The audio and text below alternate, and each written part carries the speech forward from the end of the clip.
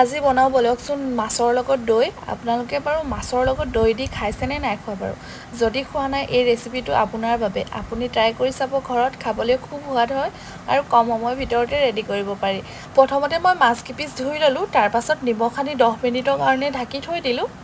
এতিয়া 10 মিনিট হৈ গৈছে আৰু মাছ কিপিছত মই এতিয়া পিয়াজ সৰু সৰুকৈ কাটি লোৱা আৰু নহৰুখিনি এড কৰিলোঁ তাৰ পাছত অকমান ৰেড চিলি পাউডাৰ হালধি পাউডাৰ দি পিনি ধুনীয়াকৈ আকৌ মেৰিনেট কৰি 10 মিনিটৰ কাৰণে আকৌ থৈ দিলোঁ এতিয়া 10 মিনিট হৈ গৈছে আনফালে কেৰাহীখন পাতি দিলোঁ তেল দি দিলোঁ তেলখিনি গৰম হৈ গৈছে মেৰিনেট কৰি থোৱা মাছখিনি এতিয়া মই তাতে দি দিলোঁ আৰু এইখিনি অলপ টাইমৰ কাৰণে এনেকৈ ভাজি থাকিম পিয়াজ আৰু নহৰুখিনি ধুনীয়াকৈ গলি নোযোৱালৈকে মই এনেকৈ লৰাই লৰাই ভাজি থাকিম এতিয়া মই এড কৰিছোঁ এচামুচতকৈ অকমান কম ভিনেগাৰ দিয়াৰ পাছত মই 5-6 মিনিটৰ কাৰণে এনেকৈ ভাজি থাকিম মাজে মাজে লৰাই আছোঁ নহ'লে তলত লাগি ধৰিব পাৰে এতিয়া মই এড কৰিছোঁ দৈ